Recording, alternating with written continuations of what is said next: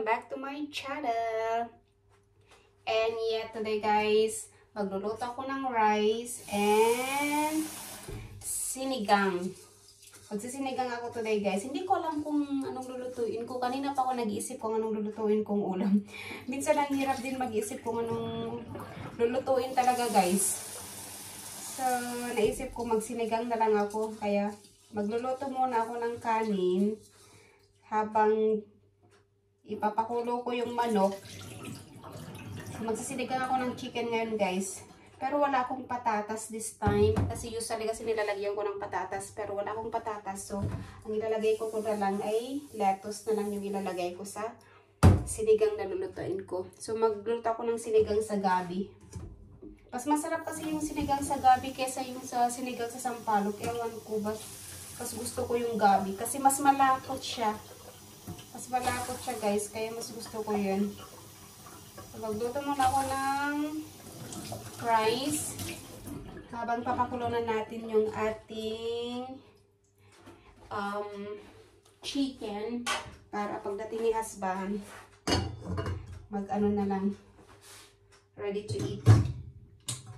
Pero parang gusto kong lumabas ngayon guys, kasi gusto ko ulit mag-walking. Exercise ba? Kasi daily workout kasi ako nag-walking talaga. Nakaka-relax kasi pag yung araw-araw ka mag-walking. So parang gusto kong mag-walking. Tapos punta ulit ako dun sa trabaho ni husband. Parang gusto ko kasi dapat ng isang araw gugulatin ko siya. Pero hindi na natuloy. Hindi na natuloy na gugulatin ko siya sa trabaho kasi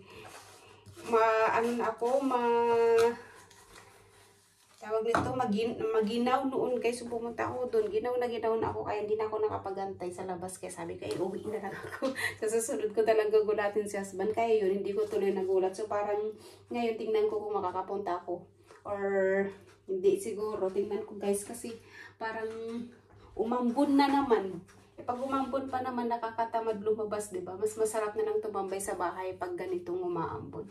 Tingnan ko kung makaano. Kahit siguro mga 10 minutes lang na walking sa labas, so okay na yun. So, papakuloy pala natin yung manok guys, kasi chicken yung lulutuin ko. Kasi meron palang,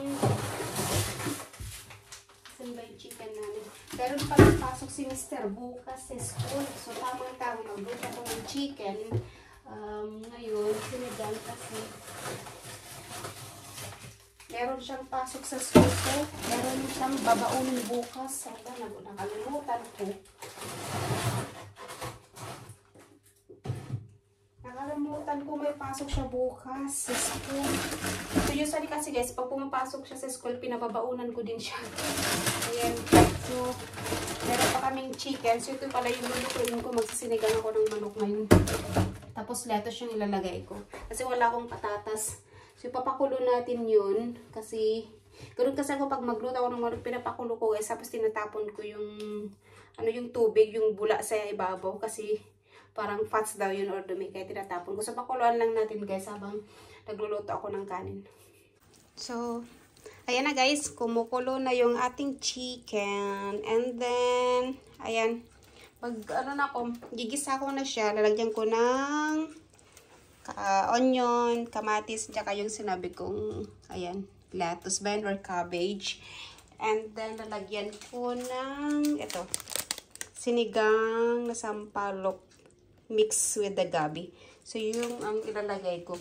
And then, luto na rin yung ating kanin. Ayan, luto na yung ating kanin. So, ngayon, magluluto na ako. Kasi malapit nang dumating ang aking asawa. So, kailangan ko nang magluto ng ulam.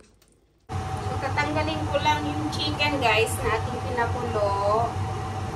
Ayan, isasalin natin sa ibang pot dito. Kasi, igisa ko muna yung kamatis. Igisa ko muna yung kamatis and laso na.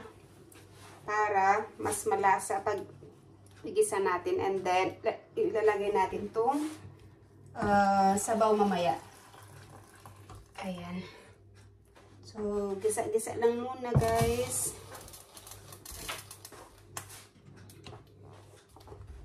Tama-tama pag nandito na si husband, luto na yung ating ulam.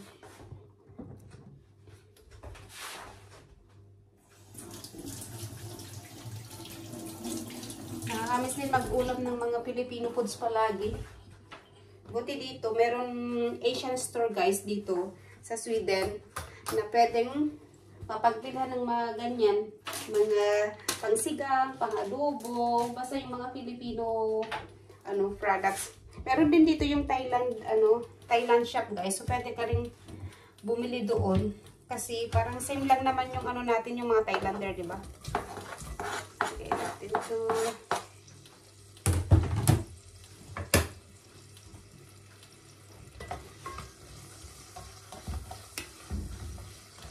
Masarap pag maraming sibuyas.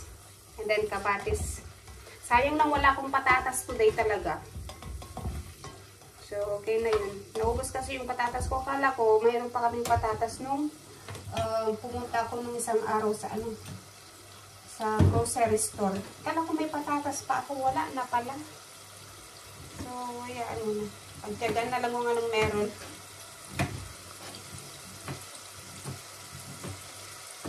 Iwain ko muna ito habang hindi po ito yung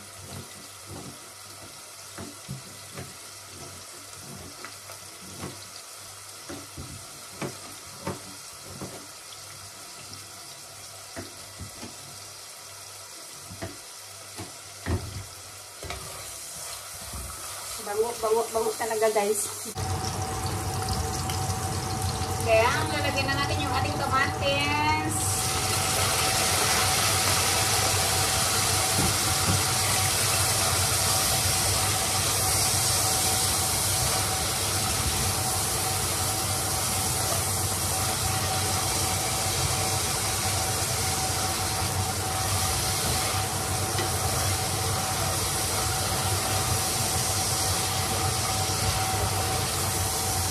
Ang daming kamatis na kalasun.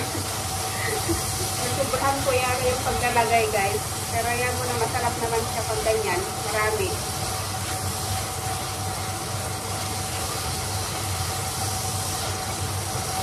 Parang kinamatisang manok na lang to. Ay, natin ko. Lagyan natin ng konting asin.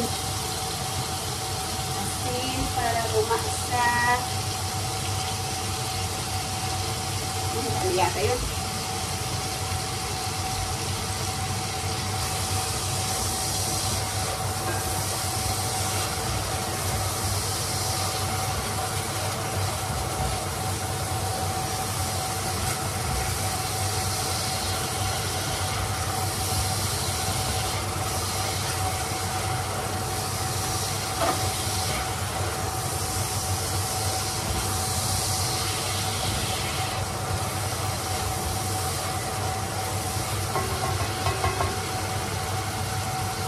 Then, lagyan natin ng patis, guys.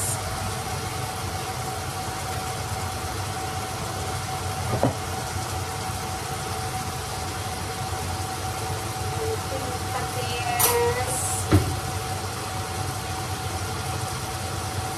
Hindi pala patis to. Lagyan ko siya ng oyster pala yun, guys. Kasi wala akong patis. Oyster sauce pala, guys, hindi patis.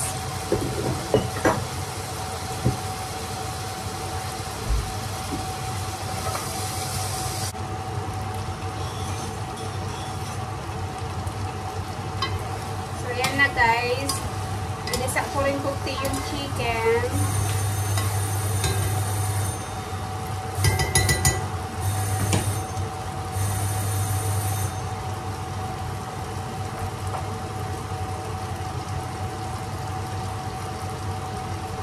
Nagulat ako kasi habang ako yung nagluluto, mausok kasi kanina.